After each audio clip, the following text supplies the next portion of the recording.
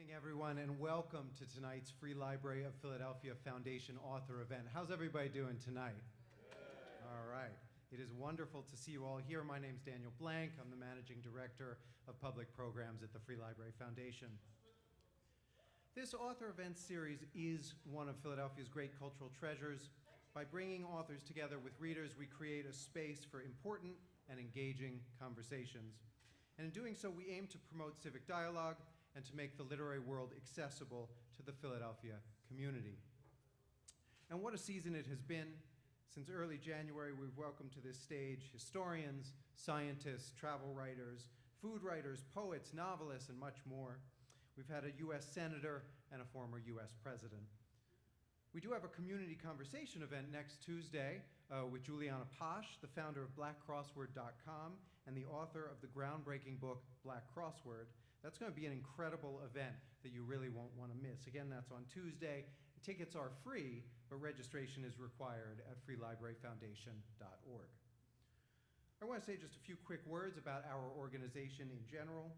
The foundation works together with the Free Library to support programming and advance its mission of promoting literacy throughout the Philadelphia region. As a nonprofit, we are, of course, reliant upon your support to achieve these goals, so please do consider donating, which you can also do through our website. That's freelibraryfoundation.org. Before we get to tonight's program, there are a few people and organizations that I'd like to thank. We are grateful first and foremost to this season's sponsor, Comcast, whose support allows us to keep these events as accessible and as affordable as possible. I would also like to thank Uncle Bobby's, our partner bookseller, and the Philadelphia Citizen, our new media partner.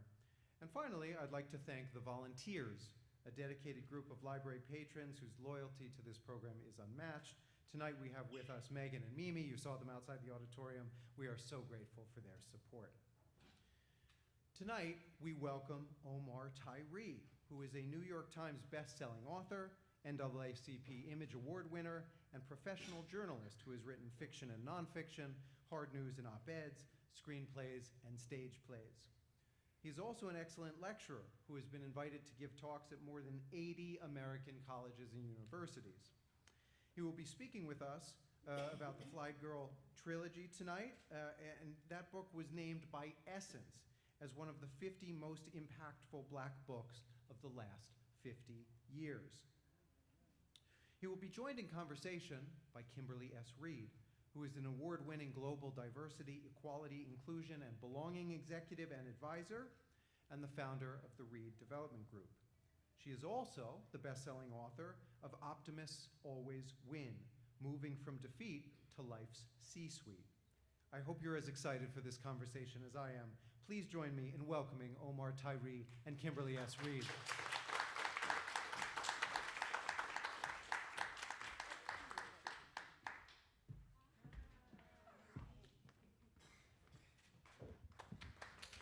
Hello.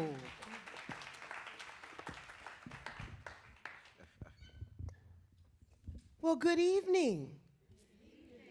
Nice to see you all on this day. It's, hot, then cold, then rainy. We don't know what it's going to do. Omar, how are you? It's hot on stage. It is. The lights are beaming. I was like, woo-wee. All right. That's all right. It means that the lights are working and, the library is doing well for us, right? For us to have these types of great events. Thank you guys for coming out tonight. And we have a Donde. I'm going to be at a Donde this Sunday. And then we have a book and jazz festival at the playground in the bottom, 36 in Aspen. That's right across from the bridge on 34th Street. I'll be there on Saturday, so you can get books signed on Saturday as well, and then on Dune Day on Sunday. So I will be around in Philadelphia this weekend. All right. Well, we always love when you come to Philadelphia, because this is where you are. It's where you're from. Yeah. You're based in Howard University. I grew up right across the bridge at 38th Street, the bottom. Okay. So I got shirts for Saturday. We got shirts that say the bottom, the first ones. Of course you do. I got 40 of them, so they gonna read real fast. So people that grew up there, because now the whole neighborhood has changed now. Yeah. And they got apartments they're building on 38th and Brown. We never had anything at 38th and Brown. We used to play in old houses over there. So that's really crazy to see them finally building something at 38th and Brown when there was nothing there for like 60 years. Wow. Yeah. Wow. Crazy. Wow. Wow. Wow. Times have changed, right? Yeah. So I want to kind of talk about what we're going to talk about for the next several minutes, if you will, with all of you. And I really was thinking about this last night and thinking about a theme for today because, Omar, you have really paved the way for so many Black authors and authors like me. Mm-hmm. And thank you. Because, I don't think that people really understand, and not just folks in this room, it was me too, what power this phrase, New York Times best-selling author.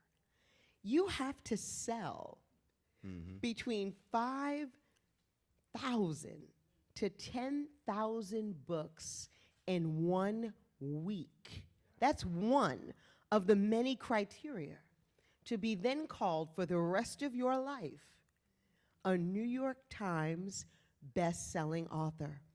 How did that feel when that happened, that accolade you received for doing something you loved? Well, it was a goal, so you're trying to figure out how you can get there because you know that you can impact more people. And so the thing of selling is that if you sold, then people will not buy it and they'll put them down on the shelf. So if that many people bought it, then that many people can read the story. And so you're always looking at how many people are reading it. Even when you're giving them out, you sell them for $5, $10, whatever it is, the more people that have them.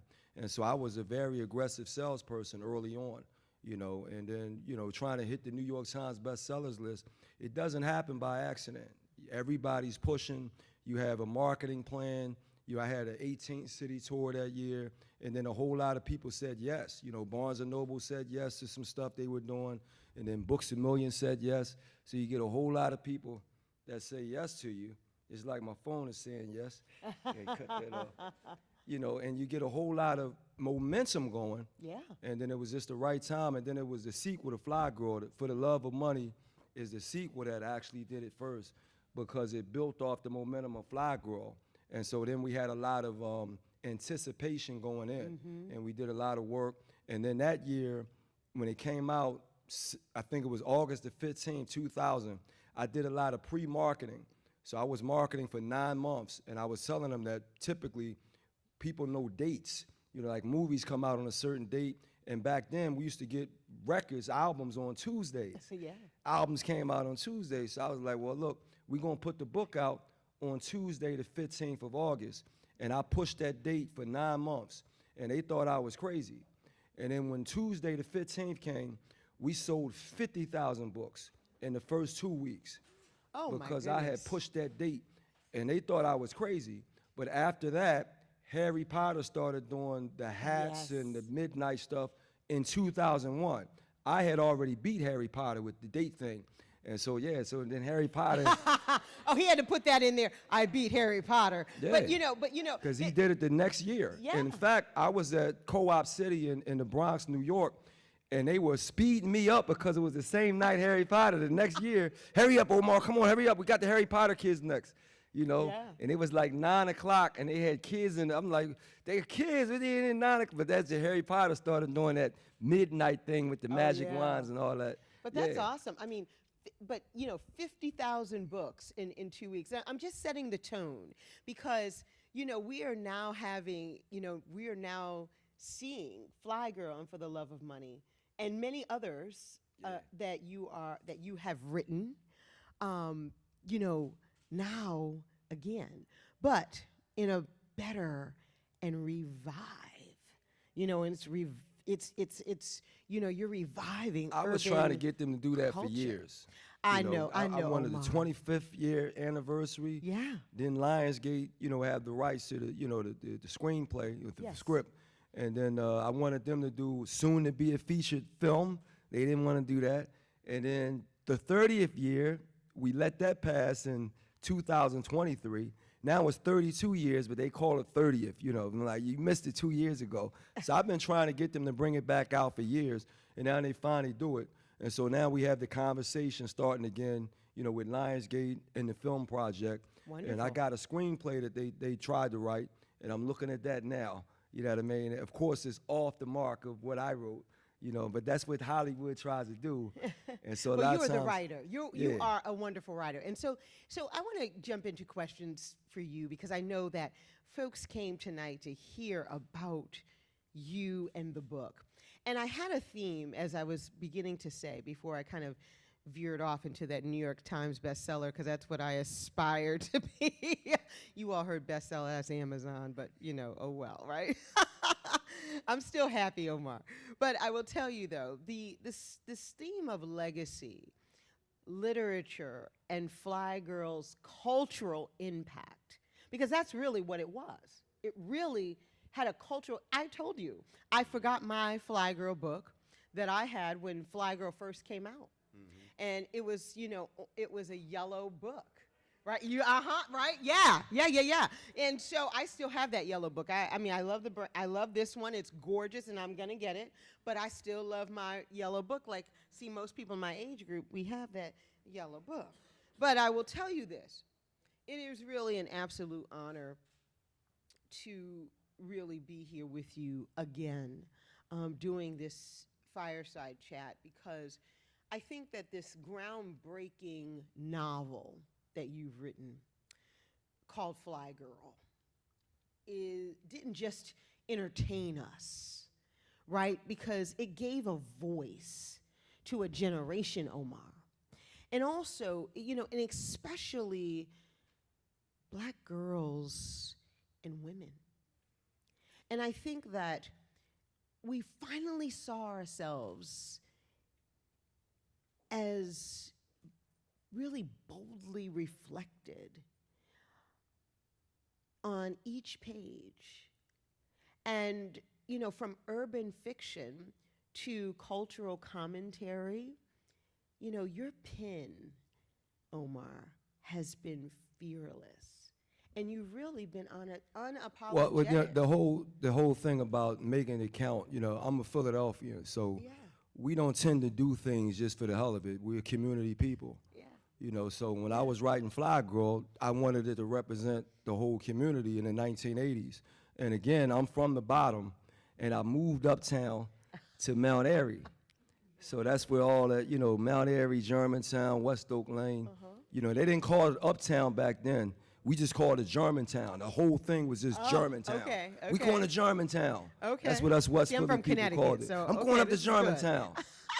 Then when I got up there, then you differentiated, okay, this is Germantown, this is Mount Airy, this is West Oak Lane, once you got up there. Right. But yeah, when the 80s hit, that's the part of the city that had the most money, Black people. We didn't have a lot of money, but we had enough to, buy jewelry and, fancy clothes and fancy hairstyles. And that's what we did up there in Mount Airy. And then you had boys that were coming from South Philly, North Philly, Southwest Philly, West Philly, to date the girls in Mount Airy. And so they always had these boyfriends from the rest of the city, but we lived up there with the girls. And so I was right around, all the Flyy girls at that time. Overbrook had some fly women too, that the top side of West Philly. Oh, Lord, shout out to yeah, Overbrook, Overbrook. I guess, okay? And so it's just, connecting to what really went on in your city. Like you're being a cultural, storyteller, you're grabbing that time. Sure. And it was a heck of a time. We really led the culture, and, positive and negative. And so I was just cool to be able to grab that and have the ability to tell the story. I was a verbal storyteller at first, and then you start writing it once you got to college. But, I was the verbal storyteller, writing about the parties, the girls, the football, street fights, all the stuff that was going on. And, you know, it hit because nobody else had done it. So I was the first one that did it. And then everybody got inspired from that. And then a whole lot of books started coming out. And I used the word urban because they started doing that for radio. Right. They stopped saying black radio when they started calling it urban. Yeah. And I was like, I'm going to do that with my books. And so I said urban instead of black. Yeah. And it caught on. Yeah. And then the people that was in jail, they added the street word to it. Oh. And so then it became urban street. But I never called my stuff street. I always used urban. But then it became urban street lit. And then I became the godfather, even though I was still young. I was like in my 30s, like, how am I godfather? I'm 30-something, you know. But yeah, you created that coin word. And of course, you have Iceberg Slim, Donald Goines, and other writers that written street and urban work, but they didn't call it urban at that time. So I was the first one to use that word urban. And now that people use it a lot now. That's awesome. Yeah. You know, it's funny because, so, you know, Fly Girl, you know, as I mentioned, defined a generation. But I'm going to ask you this question, Omar. You know, what, because I've admired you for a long time, and I've known you for several years now. And what inspired you to write a story that centered black girlhood with such powers as confidence and complexity? And did you know it would become this cultural blueprint? I actually wanted all my books to become cultural blueprints. You know, in D.C., they called it the murder capital. And I wrote a book called Capital City. Yeah, I remember. The difference was women outread men. Men don't like to read. And so that could have been an iconic book for D.C. because nobody had written about the drug territory, shootouts and whatnot that was going on in D.C. I was the first one to do that too. But now you're looking at Fly Girl versus Capital City. Women read more. So Fly Girl took off. Capital City did nice numbers, but it didn't take off like that because, you know, guys are like, put it in the movie, put it in the audio book. I don't read like that, you know. And so Fly Girl took off because women were willing to read. Capital City didn't take off, but they both could have been iconic books. Then I came out with a book called A Do Right Man. I have during that the too. times in which a whole lot of our books were beating up black men. Yeah. You know, my black man done me wrong books. My black man ain't no good. My black man need to get a job. My black man ain't, you know, all them books were coming out. And I happen to be a young black man. I'm like, yo, dude, we not reading books. We not writing them. They beating us up. Somebody got to respond to this. So I wrote the book of Do Right Man to respond and to remind sisters that we do have do right men. But a lot of times if you looking for edge and this hard stuff, you know, this whole thug life stuff, then you blow off the dude that's a good man because he ain't your type. So you had a lot of women saying, well, he's not my type. He's my friend, but he's not my type because I like a man with more edge on him, right? Who talks and then the like edgy that? man gets in trouble and then you break up with him. But the do-right man, you never wanted to make him your mate, you know, so we was around that all the time. You go to church with him, you do studying with him, you cry on his shoulder, but he ain't your type to date. You know, so we all got do-right men. Why are you looking at me? I thought that would be iconic. And then we had Single Mom, I did that. You know, that could be an iconic book. We was at 71% single mother households. I had a single mother in the bottom, but she didn't do that, you know, I can do bad by myself. She still wanted to be married. So she got married to an overbooked graduate, and he was 6'4", 230 pounds. And he wasn't having it for my little, you know, 9-year-old, 75 pounds, you know. Yeah. So I tell people I had to graduate into manhood. And so I didn't get in no trouble, none of that, you know. But my mom knew that I need a real man because my son, he's a hard rock. You know, people don't know that. They think I was a nerd writing books, you know. No, I don't. I read the books you write. So there's a lot of books that I would have wanted Sure. to be iconic books, but women do the reading. Oh, no question. And so they made Fly Girl the iconic book where I could have had a lot of other books that were meaningful. Like my favorite book is Just Say No. Oh. And that's about the music industry. Yeah. And I went to school with a very popular dude that's in trouble right now at Howard University back in the 90s. Yeah. And he's in a lot of trouble right now he is. because Yes, he music is. will drive you nuts with power and control. You know, so I wrote that book And I had more honesty in my so-called fiction book than a musician will ever talk about in life, because they do a whole lot of crazy stuff. And so when my book came out, R. Kelly was in trouble. And he's still in jail right now. Jesus. You know, now Yes. we from Philadelphia. Yeah. Teddy Pendergrass. Yes. Right? Now D.C., Marvin Gaye. You know what I mean? So we can go on and on with guys. Then Chris Brown got in trouble with Rihanna in that daggone car that they went in. You know, something went on in there. So that was the one. It's a lot of books that I wrote that could have been iconic, but women made Flyy Girl iconic because you read. Well, absolutely, we Right read. on. Just like I'm going to read this next question because I read pretty good. Well, I will tell you, so this next, I want to talk a little bit about legacy and language because they both matter, right? And so you've really shaped, I'm going to go back to that phrase, urban fiction. Yeah. You've really shaped urban fiction, and you've inspired countless writers, including myself. How do you see your role in shifting like this literary space, and what responsibility, Omar, comes with being the voice for the culture? Well, I got in trouble because for the culture. Yeah, I'm a journalist, so I do all the stories. Yeah. So I can do regular stories, you know, positive stories. Then I did Marion Barry's autobiography. So when I A started lot of seeing, people don't know that. yeah, Yeah. when I started seeing every book about the hood, I got concerned. Like, you know, we got other stories that's not just in the hood. And then the cover design started looking, you know, really hoodish. You know, then it was like you going to the store and they got all these hood books facing out. Then I felt like the man who created the monster Frankenstein. He going around killing people. And I'm like, whoa, slow down with too much of the hood, because we have regular life too. Oh, yeah. Write some of that stuff. Sure. And so it got in a way where some of the stories were now getting in the way of regular stories. Now we can't put out mysteries. Now we can't put out, you know, children's fiction. Now urban fiction is dominating everything. And I'm like, no, I didn't want that to happen, because we got other stories that are out here that need the spotlight, need attention, need for us to talk about. So when it got to the point where everybody's wanting to write the next, you know, Gangster Girl 5, and I'm like, whoa, slow down. You know what I mean? Because I had stuff in Flyy Girl that didn't deal with the streets and gangster this, gangster that. You got family dynamics, economic dynamics, educational dynamic, a whole lot of stuff I had in there when you're a more logical, well-built, you know, storyteller. But if you're just telling a story from the hood and just straight gangster and ghetto and drug sales and that kind of stuff, I'm like, hey, man, I don't want to keep seeing these books over. And it was like they was putting the same book out. It was just another city.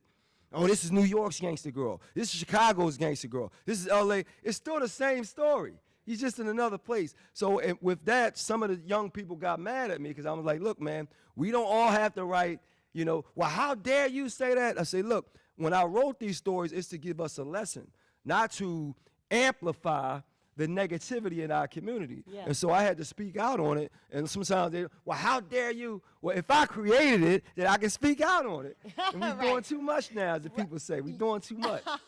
Well, I will tell you, you know, it's funny because it's like kind of then, speaking of what you just said, it's like then versus now, right?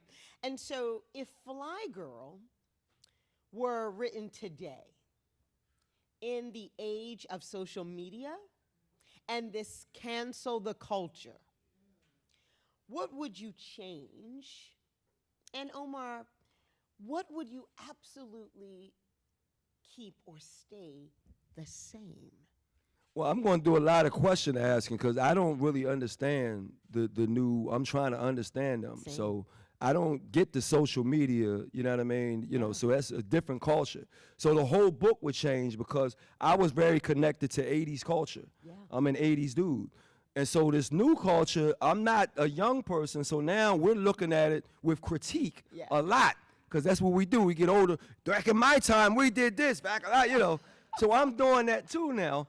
So I have to look at it with objective eye and not critique it.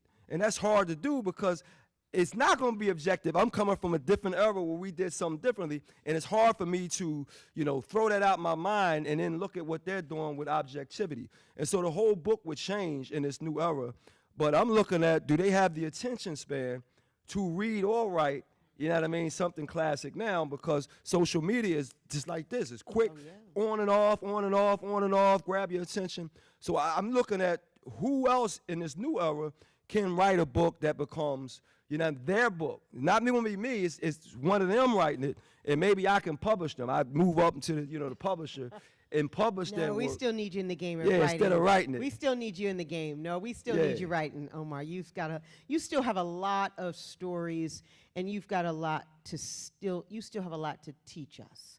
And I think that, and also that leads me to kind of my next point to you. You know, this man behind the pen, you talked about, you've been writing for how long? Yeah, Your first 35, book? yeah, let me see. 1987? Yeah.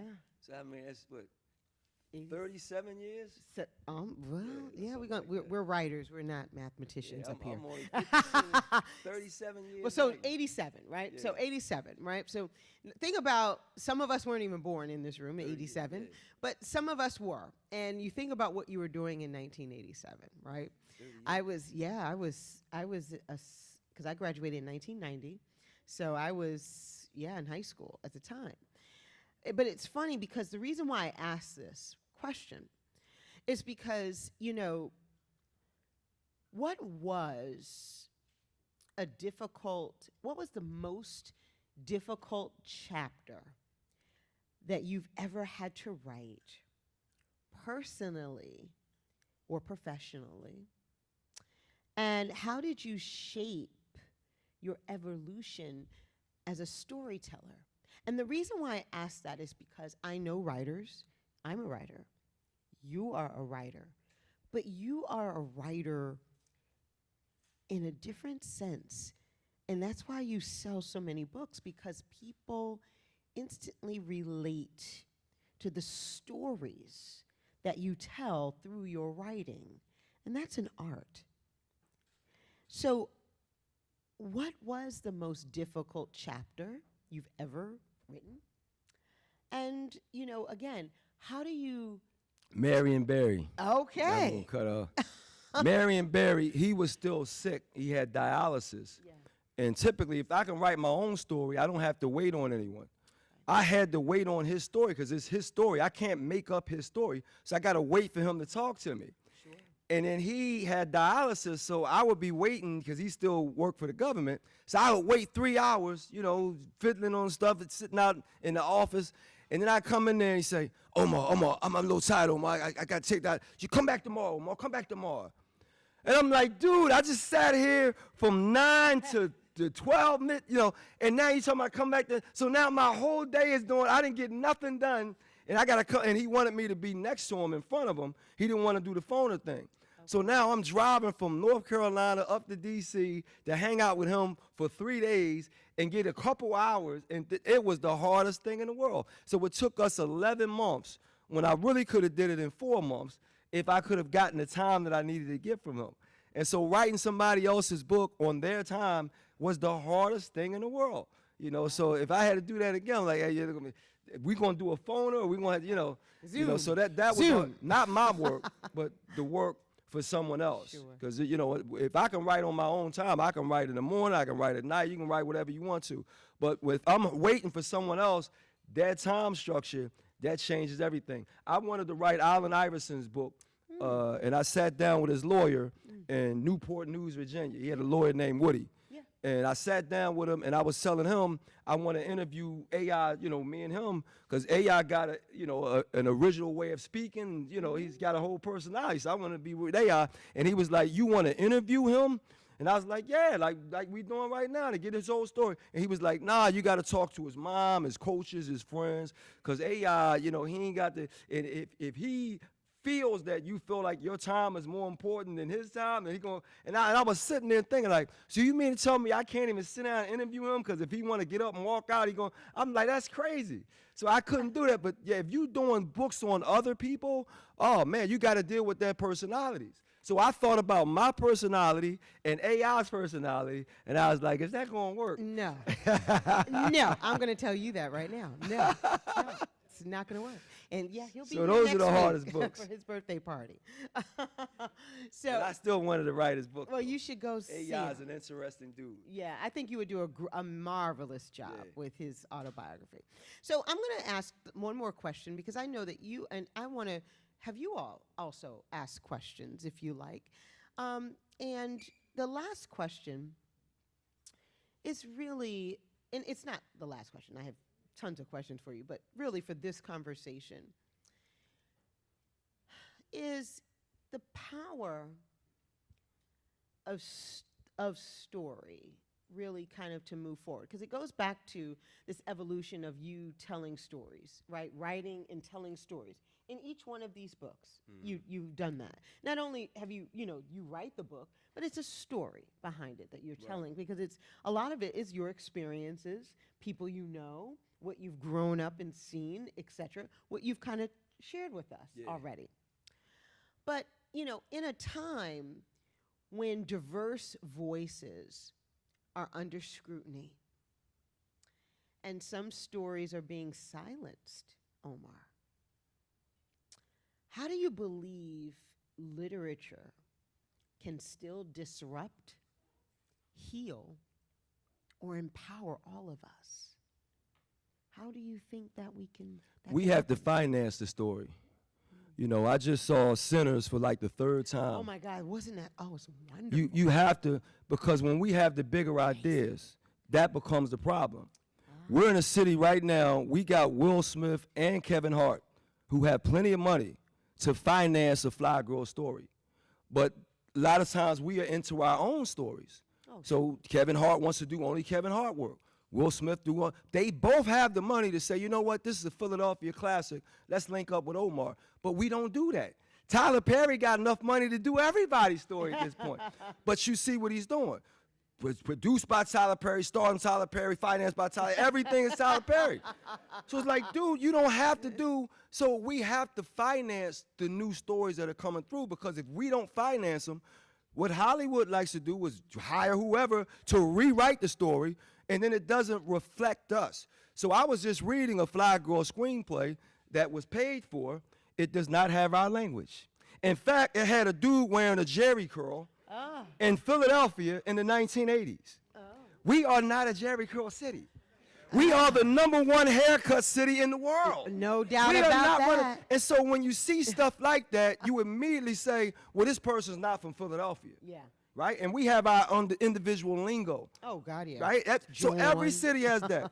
So now I'm listening to the dialect that doesn't sound like Philadelphia, and I'm thinking I could easily change that and put it back. And this is where the authenticity of the voice becomes so important, with people that know and get an opportunity to write it the way they need to write it. And so when you look at the storytellers, we have to have a certain personality to protect the black perspective. So if you look at Spike Lee, he has a personality that's needed for a reason. If you remember John Singleton, very dominant storyteller. He's not going to let you push him around. If we remember Matty Rich, if we remember Robert Townsend, right? If we know Jordan Peele, right? These individuals have individual stories that they want to tell, that they don't want anybody messing up, because we have an identified way of pushing it out there where we feel it. And they all was able to do great things that we felt. But right now, the financing of that next level is always an issue.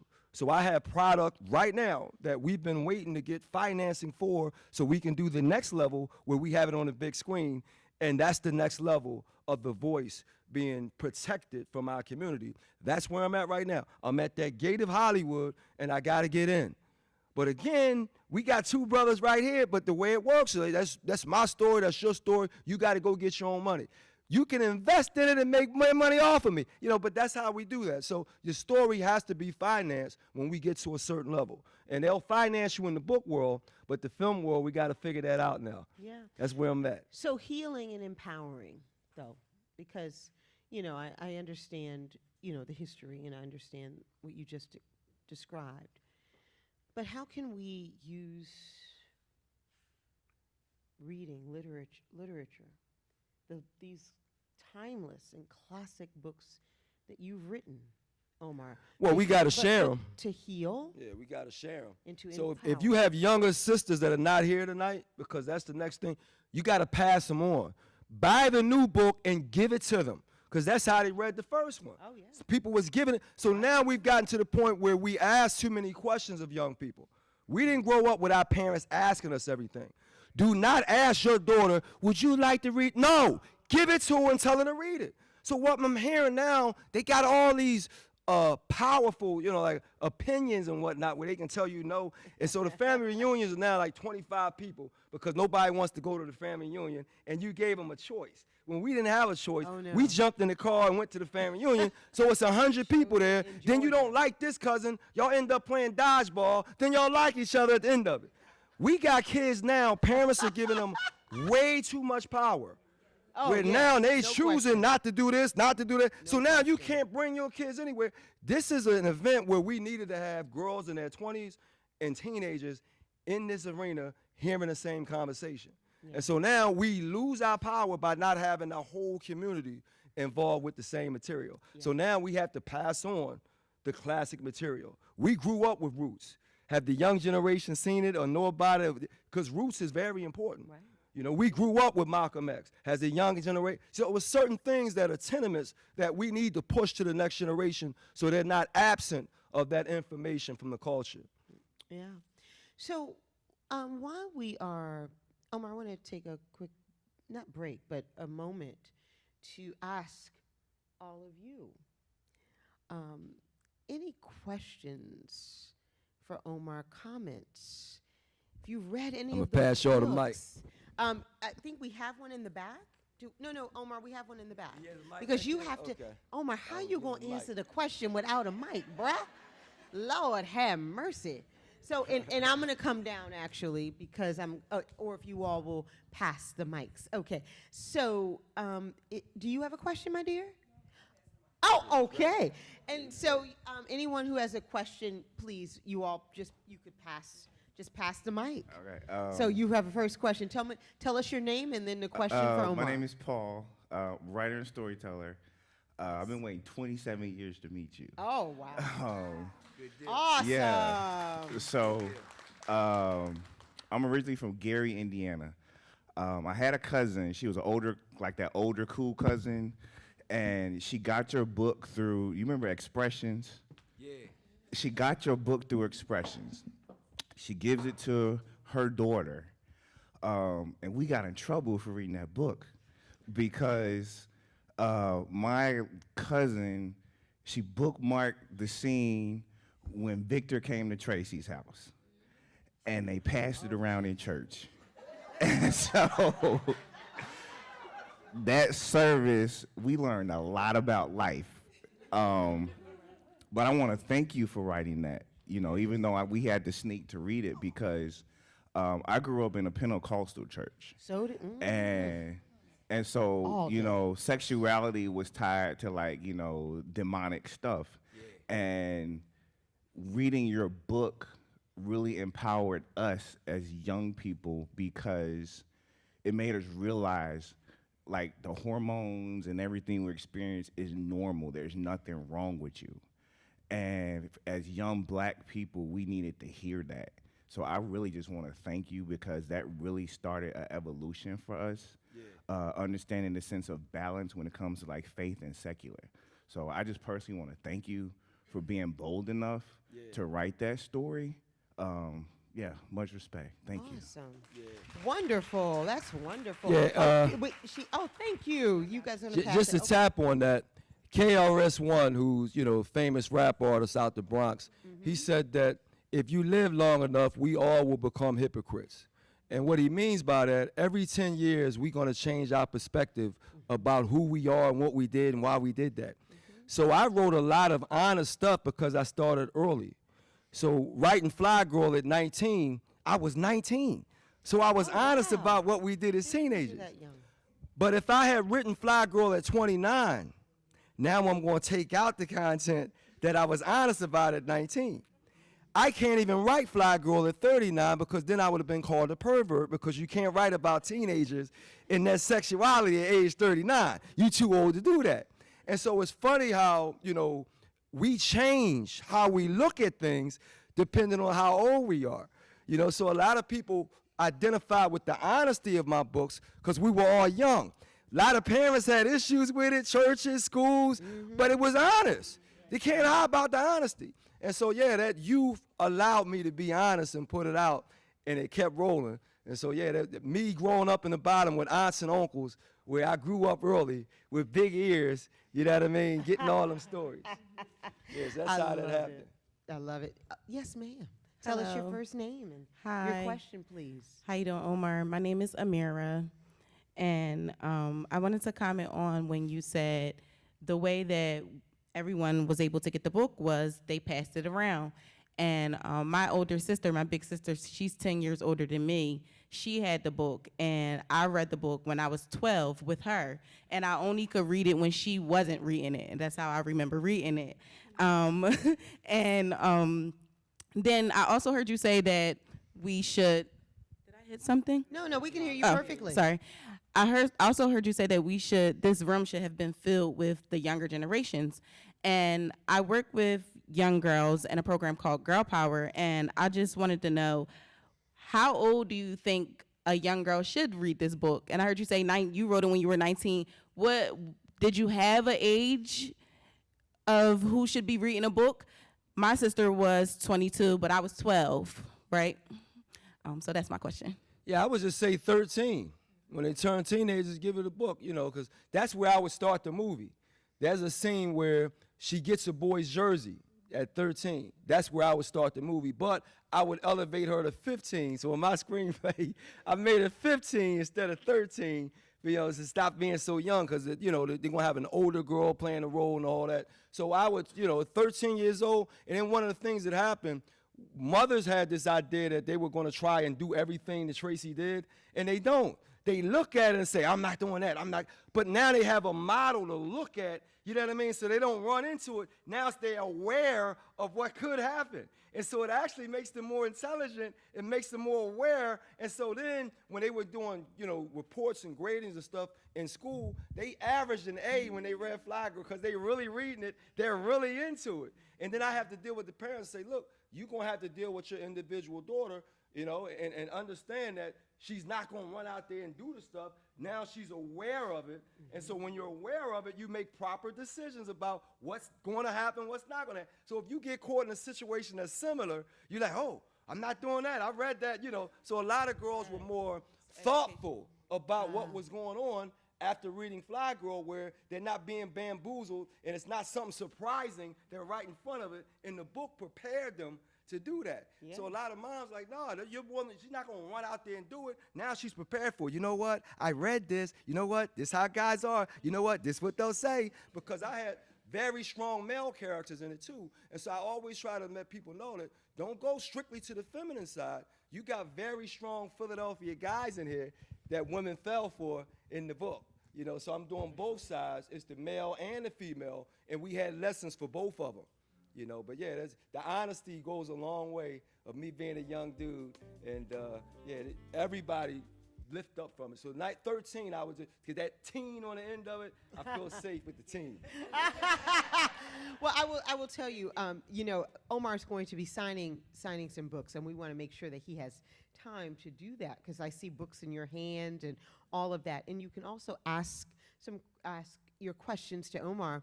I kind of got the little signal here to kind of bring us home. You know, Omar, I love the realness. I love your transparency. Always have, right? Always have. I want you to answer this question before I say my final thought, though, in 10 seconds, if you can. Because I know that there are many of us in this room that are artists in some way, or are writers, right? And but maybe you're unsure if your story is ready for the world.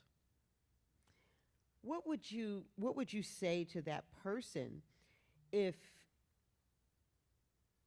they have a great story, but they don't know if the world is ready to hear it? You got to have confidence as an artist. Okay.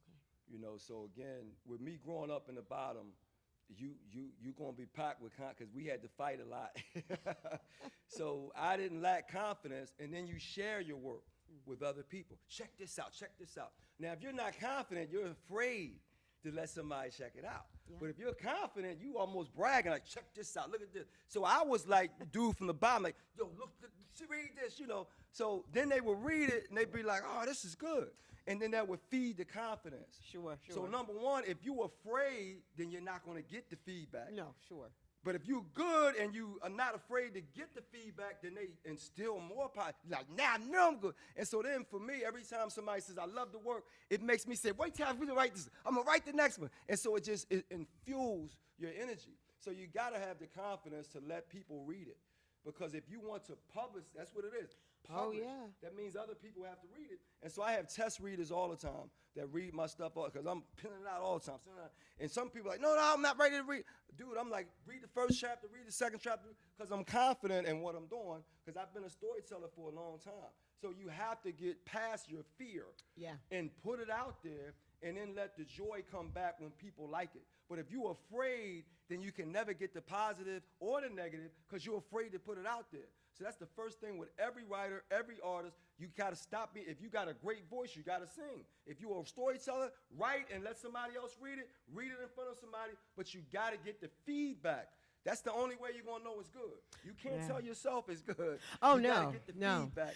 And so that means you have to have confidence to let other people enjoy what you have even before it's finished, because they can help you to make it stronger. Oh yeah, I had my feelings hurt by the publisher many of times when they send you the edits back and all the red and a lot of red, and you think that your story is great and they say no, or you give them a great picture for the cover and they say it's whack.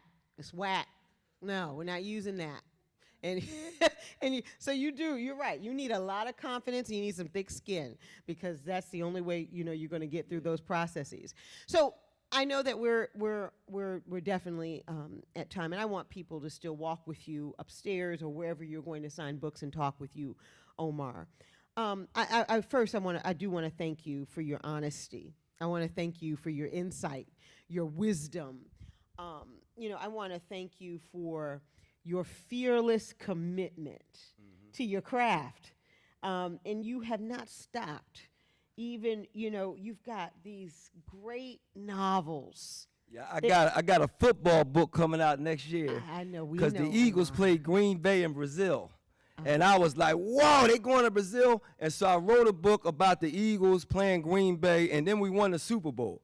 So that book is, and they edited it right now. The editor called me today and said, I just finished the book. We're going to put it out September 2026. So next year, we got an Eagles book coming, and it got all our language in it. So I got the Italians in there, I got the blacks in there, I got the Green Bay people, and I know how we talk. Yeah. So again, the authentic voice, is there. And so that's coming out next year. And she said, I keep doing it. I got another one coming. It's called American Football, but they want to change the title. But we're going to see. Of course they do. Yeah. And because you're going to get red marks on it like I did. But, so Omar, we had questions, and I think that was fantastic. And, I want this conversation to continue. And, because you just didn't give us books. You really gave us mirrors. Yeah. And, as we reflect on tonight's conversation and the questions that you asked and the questions that you may want to ask in private to Omar, or as you walk upstairs, you think, or walk wherever we're going to sign books, we already did that. I was on, because I got my orders. I was on. see, haha. But if we do have time for one other, we will. But again, I just want us to really kind of reflect on not only just the stories that deserve to be told, these stories, right? That deserve to be told, but read into really to be remembered, right? So yeah. I think that, we have to remember that every conversation that we have, every page that we turn, it holds power. It really, really does. And your words have built bridges, have built. Well, I'm just using the words of the people. You know, I got great ears. It's crazy because I can't hear as well now, but I focus on what you say, how you say it, and so I'm always studying accents, dialogue. I go down south, I go to Caribbean, I go to Africa. I'm always studying how we speak and what we speak about. And so that's part of it. It's just me being a griot, G-R-I-O-T, the African storyteller. I'm truly a griot. And so I was doing it verbally, now I'm doing it written, but I just understand people's stories and I get it right. Even as a journalist, if you write in a newspaper article, you get it right. And so I've always gotten it right. I want to make sure I get your story. So it's not really about my voice, it's about grabbing your voice and then putting it out to the world the way you would and defending it the way you would. And so that's where, you know, when I do Hollywood vehicles and films, I want to be able to represent exactly what my characters are instead of having that Hollywood thing that, you know, that they do where it doesn't represent us properly. And so that's why Flyy Girl has been so hard to make, because I want to defend my city, defend my era, defend my people. Sister Soldier is the same way. So if you're waiting for Coldest Winter Ever, me and Sister Soldier in the same boat. She's not going to stand in front of you and make excuses for somebody else doing something that she told them not to do. That is not Sister Soldier's personality. And so both of us are in that same boat where we want to enforce the correct authenticity of our community, but we have to find money people who will allow us to do that and have confidence that we're going to get the money back through the sales. Because they still think that Flyy Girl and Coldest Winter Ever is not going to do the numbers at the theaters. And I'm like, you got to be kidding me. So that's the fight that we have right now. I still have Coldest They don't Winter Ever. believe. That was good. That was good too, right? Such a good book. Such a good book. And you know, and like we said, you know, Omar, your story just might be the one or the screenplay that person sitting in that seat needs at that moment at that time. And so before we take our last, we're going to take one more last question. So it's got to be super good. Super good. And I'm going to remind you of another great book. And what is that? What do you think that book is, Omar?